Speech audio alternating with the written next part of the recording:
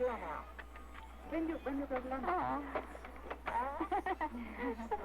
Yes, I'm much happier though. Los Angeles, August 5, 1962. 3:37 a.m. Marilyn Monroe's mansion was steeped in an unnatural silence. The kind of silence that comes before the sound of sirens, the whisper of a secret, or the arrival of death.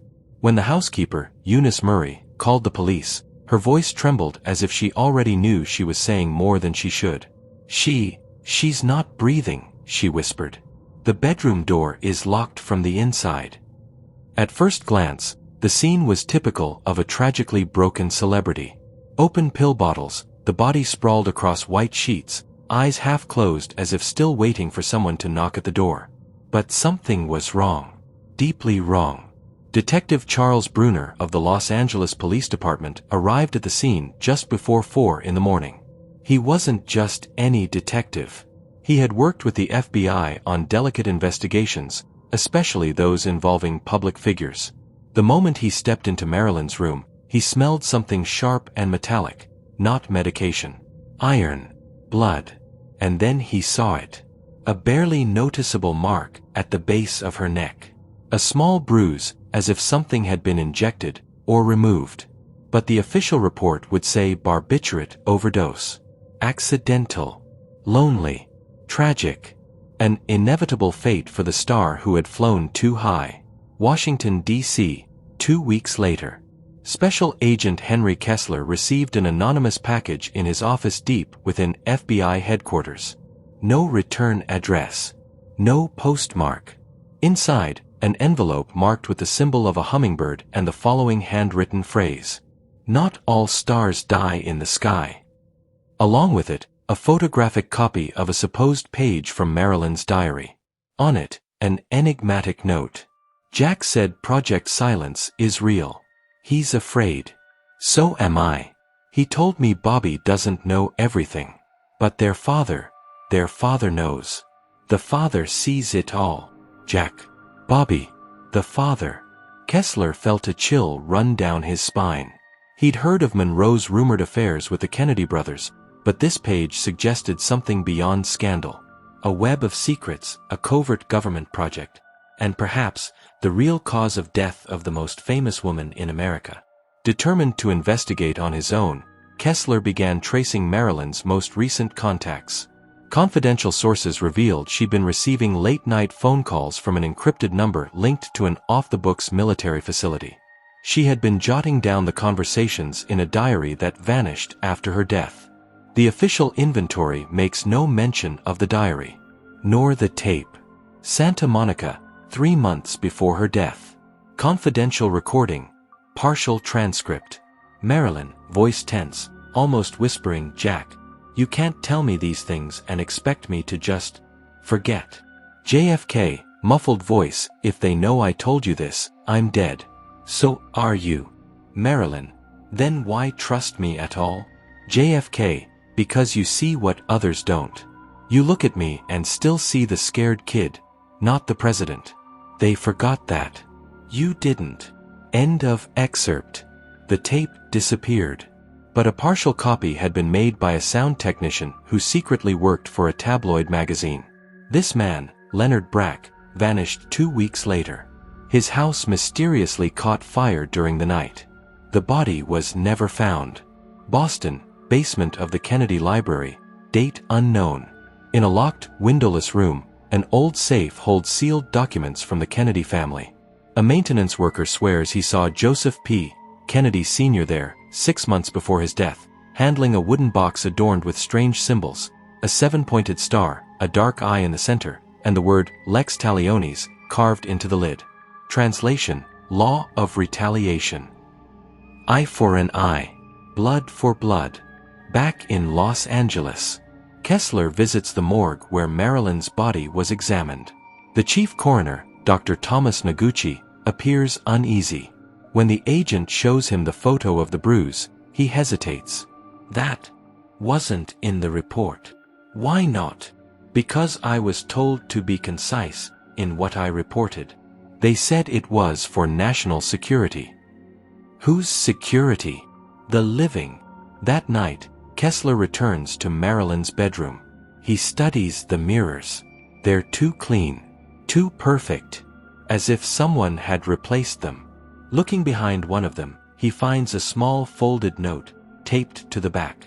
3 words, written in red lipstick. Hyannisport. They knew. Hyannisport, Massachusetts, August 1961. The waves broke gently against the rocks. The setting sun cast a golden hue over the bay's waters and stretched long shadows across the Kennedy compound. From the outside, it was the portrait of the perfect American family. From the inside, it was something far older, far darker. Beneath the estate, in a windowless stone room, hidden behind a rotating bookcase and secured with 2 manual locks, 5 men gathered. One of them was Joseph P. Kennedy Sr., the patriarch. His eyes were clouded with age, but his presence still weighed heavily in the room. At his side stood Robert Kennedy, young, sharp, and impatient. Across from them sat 2 retired senators and a man known only as Mr. Darrow, a family advisor and founding member of a secretive group known as the Bearers of Light. On the oak table between them rested a navy blue velvet box. Inside it, a black gold ring engraved with a 7-pointed star, symbol of the lineage. The Kennedy lineage. He's starting to disobey, Joseph said bitterly. Jack thinks he can rule with his heart. That power is a tool for peace. He's the president, Bobby countered, struggling to hide the tension in his voice. Maybe it's time we leave the past behind. The old man slowly turned to his youngest son. You have no idea what it cost to put him there. A cutting silence filled the room. It was promised to us, murmured Mr. Darrow, in a tone nearly ritualistic. 1 generation. 3 men. An empire under a single banner. But the first is already faltering. He opened an ancient book bound in dark leather. On the first page was written, Lignum Lux, Pactum Sanguinis, Mex Vi. The Book of Light, Bobby whispered. I thought that was just rich old Mason folklore. It's more than folklore, Darrow interrupted. It's the contract. Sealed over 100 years ago when the first Kennedys arrived from Ireland. A blood oath. 3 leaders. 3 deaths. 1 eternal legacy. Bobby turned pale. Are you telling me Jack's fate is already written? Joseph didn't answer. He simply touched the ring on the table. With his thumb, he twisted the central stone. A hidden mechanism clicked. A secret compartment opened, revealing a small fragment of paper, with the name John Fitzgerald Kennedy handwritten on it. Beneath it, 3 symbols, a star, an hourglass, and a winged skull. Washington, 2 days later. Jack Kennedy was reading a CIA operations report on Cuba when he received an envelope with no return address. Inside, just a photo, Marilyn Monroe. And on the back, written in red ink, the words, She talks too much. JFK locked the Oval Office door. For 10 minutes, he stood silently, staring out the window. He already knew. They were watching everything. In the previous months, Marilyn had gotten closer and closer. She asked questions. Tired of Washington's hypocrisy, Jack answered. He told her about the Bay of Pigs, the divisions in his cabinet, the growing fear over what the CIA was doing in the shadows. But what fascinated her most was something called Project Silence. He never told her what it was. She thought it had to do with UFOs. He knew it was worse. Boston, Kennedy Foundation Archives. Agent Kessler examines a reel of encrypted microfilm obtained from an anonymous source. On it, a distorted voice speaks clearly. The Hyannisport Club meets at every new cycle. When the red star crosses the meridian, the doors open. 1 must fall. 1 must ascend. The lineage demands it. Among the frames, images appear of Marilyn entering and exiting government vehicles. Photographs of her with Bobby. And a letter, never sent, handwritten by her. Jack is in danger. They want him to continue what his father started. But he doesn't want to. And if he refuses, they'll replace him. Hyannisport, October 1961. Jack confronts his father. I'm not your puppet, Dad. I don't owe anything to those decrepit old men hiding behind occult books and ancient pacts. I want to change the world. Do things differently. Joseph stood with effort, but his voice still carried authority. You are a Kennedy. You don't change the world. You are the world. You uphold what lies beneath it. What we uphold. Jack lunged toward him, furious. Then get me out of it. The old man smiled faintly. You're already in it, son. Since the day you were born. November 22, 1963, 8:19 a.m., Love Field, Dallas, Texas. There was a strange weight in the air that morning. As if the city knew. As if the concrete, the birds, and the wind were silently conspiring. When the presidential plane, Air Force One, landed, Dallas's dry heat seemed to hold its breath. John F. Kennedy stepped off smiling, but inside, his stomach sank. The crowd, the reporters, the flashes, it all echoed like an emptied-out dream. In the inner pocket of his suit, he carried an envelope sealed with red wax. Inside, what he called the final speech. It was simple, honest, unacceptable. The story you know is theater. Behind the curtain, there are voices you didn't elect, that don't appear in the press, that do not die. Today, I choose to open the curtain. He intended to read it at the Trade Mart reception, just hours later. But deep down, he already knew, he would never reach that podium. Aboard Air Force One, 7:02 a.m., en route. 2 security agents had been recently replaced. One of them, Agent Vernon Hale, carried a locked briefcase and had a poorly healed scar along the side of his neck. He didn't speak. He didn't smile. His eyes were cold, his movements rehearsed. On his wristwatch, hidden beneath the sleeve of his suit, was something unusual. It didn't show the time, it was a countdown. He watched JFK throughout the flight. Notes. Rewrites. The president looked tense, but focused. Hale whispered into the team's secure radio. He has the text. It hasn't been handed to any aide. It's in his jacket. Coded reply over the radio. Then the jacket must be retrieved. Or the body. Washington, D.C., the night before. Bobby Kennedy walked alone through the family home's library. In his hands, a torn page from Marilyn's diary, hidden, sewn into the lining of a dress she wore in her last public appearance. Bobby doesn't understand. He thinks Jack can escape the pact, but he's the second. And the second always signs the contract, even without knowing. Bobby closed the diary. For the first time, he considered that everything that had once seemed like madness might be true. He tried to call his brother, but the line was crossed, and a metallic voice whispered, "You've already said too much, Bobby."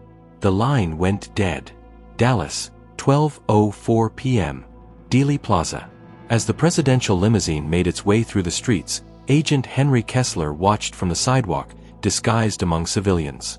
He had traveled through the night, after receiving a coded message from journalist Edward Lansing. He's going to speak. But he won't finish. Kessler held an old camera with a built-in microphone. He pointed it toward the limousine. But something distracted him. On the roof of the Texas School Book Depository, there was more than one figure. He saw 3. Presidential limousine, 12:27 p.m. JFK leaned toward Jackie, who held a bouquet of flowers. He touched the inside pocket of his jacket, feeling the envelope with the speech. His eyes drifted to the sky for a moment. The clouds moved with unnatural slowness. He whispered, "Today, everything changes." Jackie smiled, not understanding. Nearby building, 12:28 p.m. Vernon Hale took position on the stairwell of an abandoned building. He pulled out a scrambled radio and spoke to someone identified only as Oracle. "Shot authorized." The reply, "No. The first must not die by a bullet. He must die by his boldness." Hale hesitated. Then, The countdown on his watch reached 0:12:30 p.m. The first shot. The sound tore through the air like thunder without clouds. The crowd panicked. A second shot echoed. Screams. Jackie ducked, shielding her husband. A third shot rang out, but this one came from a different angle. A burst of blood. And silence. John F. Kennedy's body slumped slowly. Kessler ran. Chaos all around. He kept filming. But when he reviewed the footage, something chilled him. In just 2 frames, only 2, the silhouette of a woman in a white dress with her blonde hair tied up appeared on a nearby balcony. She was smiling. But her laugh had no sound. Marilyn. Chapter Epilogue. Hours later, at Parkland Hospital, JFK's jacket was removed. The envelope sealed with red wax was never found. Bobby received a call from an unlisted number. A familiar female voice. He spoke. "You didn't listen. Now it's your turn." The line went dead. At the White House, an envelope was placed on the Oval Office chair. Handwritten on the front, the letter M. Inside, a single sheet bearing a symbol, the 7-pointed star, and beneath it, 2 words. Second Act. Boston, Massachusetts, November 25, 1963. Thin, silent snow fell over the city, blanketing the streets with a white layer that seemed to swallow time itself. In a small room in the basement of the Kennedy Foundation, Bobby Kennedy frantically read pages of an ancient manuscript discovered among Joseph Sr.'s belongings. The title, in worn gold letters, read Lex Lux, the Stars Pact. The words told the secret history of the Kennedy family, not as politicians, but as guardians of an ancestral lineage linked to occult societies and blood rituals dating back to the arrival of the first Irish ancestors in America. At the end of the chapter, a Latin phrase caught his attention. Nec sine lumen, nec sine sanguine. Neither without light, nor without blood. Bobby closed the book with a heavy sigh. Everything made sense, and nothing was less comforting. Washington, D.C., National Security Room, same night. Agent Henry Kessler had been missing for 2 days. But his recorder, containing the footage of JFK's assassination, was found discarded in the Potomac River, inside a metal box bearing a symbol, a theater mask split in half, with dried blood dripping from its mouth. Meanwhile, a hooded figure sat in a candle-lit room reading an old diary, Marilyn Monroe's diary. The pages contained notes revealing her intimate connection to the Kennedys and the secret society Lex Lux. Among them, disturbing phrases. "They gave me a smile, but it was a laugh that did not echo. They used me to cleanse the stain of the fallen star." Hyannisport, Massachusetts, Kennedy Mansion, midnight. Bobby, a mixture of anger and despair, confronted his father in a tense conversation. Why? Why keep this hidden? Why did my brother's death have to be part of this game? Joseph Sr. stared into the fireplace's flames, unmoved. Because power comes at a high price. Silence costs even more. Jack wanted to break the cycle, and now we pay the price. But Marilyn? She was just a woman, or part of all this. Joseph smiled coldly. Marilyn was a warning, a bargaining chip. She knew too much, and she paid with her life. Los Angeles, abandoned office, afternoon. A group of investigative journalists, led by Edward Lansing, gathered evidence about the hidden connections between the CIA, the Kennedy family, and Lex Lux. Among confidential documents and audio recordings, they found proof of secret meetings, blood pacts, and political manipulation. A leaked recording said, "The president is only the face. The real power lies in invisible hands. Whoever challenges the pact faces the darkness." Dallas, Elias Hart's house, night. Elias, the reclusive ex-cryptographer, deciphered symbols found on the tape Marilyn No. 9. He discovered that the signs were geographic coordinates and dates matching tragic events in Kennedy history. Among his notes, a map marked a secret location in Hyannisport, the mansion's basement where the bearers of the light met. He decided to travel there. Hyannisport, mansion basement, midnight. Bobby, accompanied by Elias, descended narrow stairs into the secret room where Joseph Sr. had met months earlier. The air was heavy, filled with incense and dampness. In the center, an oak table still held the black ring engraved with a 7-pointed star. On the walls, ancient symbols and photographs of the Pact's victims, Marilyn, Jack, and others never spoken of. Bobby touched the ring and felt a wave of dizziness. "This should never have left here," Elias murmured. Suddenly, a light went out. The door locked behind them. Voices whispered in Latin, "Per pactum, lux et umbra vincent." By the pact, light and shadow conquer. Chapter Epilogue. As snow covers Boston and night envelopes Hyannisport, Bobby and Elias find themselves trapped in a game far beyond politics. The Kennedy family legacy is not just blood and power, it is a dark theater where silence is the greatest weapon, and the laugh that does not echo is the mark of the chosen. They know now they are part of the pact, and that the next act will be even deadlier.